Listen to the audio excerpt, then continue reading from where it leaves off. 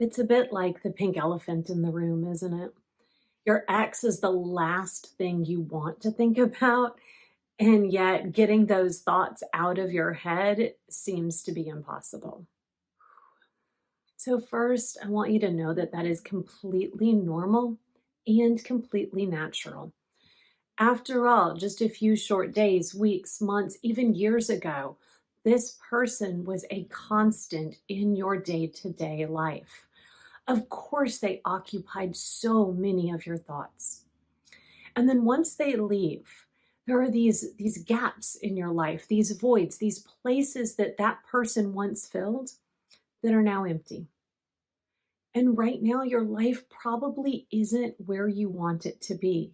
Right now, you're feeling those voids. You're aching for what you have lost, and you haven't yet had any time or opportunity, or maybe even desire to rebuild.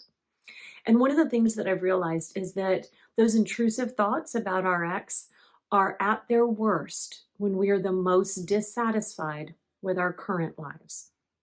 And so, one of the ways to make those thoughts go away is to actively work to make your life now as good as it can be. Figure out where those voids are, where those places are that you're missing something, and work to fill those. Stay alert to when your most difficult times are. Mine used to be in the evenings. And so, what I would do is I would go straight from work to the gym, and I would spend several hours at the gym. And then I would get to my friend's house where I was currently staying.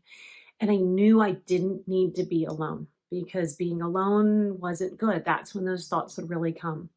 So I would spend the latter part of the evening downstairs with her family, only retreating to my bedroom when I was actively ready to go to sleep.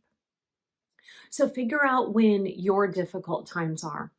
And don't give yourself the opportunity during those times to get too caught up in those thoughts.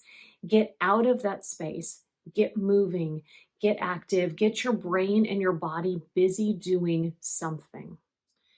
Now, I don't want you to deny these thoughts. Doing that usually backfires.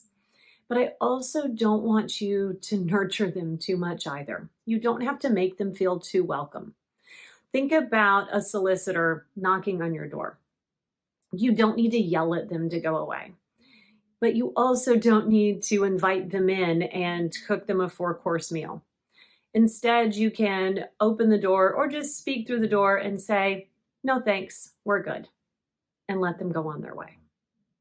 Be aware of what reminders you have around you.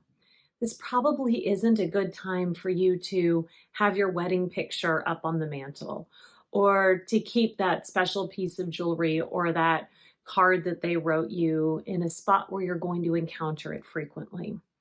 All that is doing is bringing you unnecessary pain right now. At the same time, you don't want these places or these objects to have too much power over you.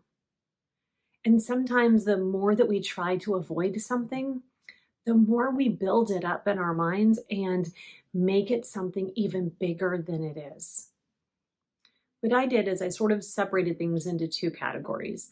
One category were those things that I could just get rid of or hide away, and I really didn't need to see them again, interact with them again, go to those places again, and my life would be completely fine. And with those, I did simply get rid of them. The other things were either objects or places that I really did want in my life, either for their utilitarian use or because it was something that I really enjoyed. And with those, what I had to do was work to do what I call memory layering, where I slowly started to build new memories with those things or with those places so that I no longer associated them with my ex. Okay, this one might sound kind of weird, but I bet you all can relate. Find something else that you can obsess over for a time. Because right now you probably can't turn off that obsessive energy, can you? But what you can do is simply shift the focus. And if you can find something else to fill your brain, well, then your ex won't have any space in there to move into. And I'll share what mine was. I started training for my first ever race shortly after the divorce. It was a half marathon. And I have one of those brains that gets kind of obsessive over like data and numbers and tracking to the point where I can't wear like an Apple Watch or anything like that because it sort of triggers unhealthy things in me. But at that time, that was healthier than thinking of him. And so I started obsessively tracking miles and tracking my speed and elevation and all of those things associated with the training that I was doing for that race.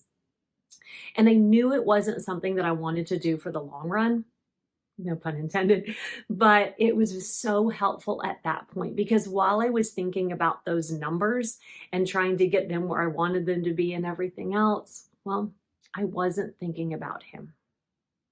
So it was kind of a step down obsession, if you will. I went from him to this other thing, and then I let that other thing go. And it was a lot easier to let that one go than it was to directly let go of him.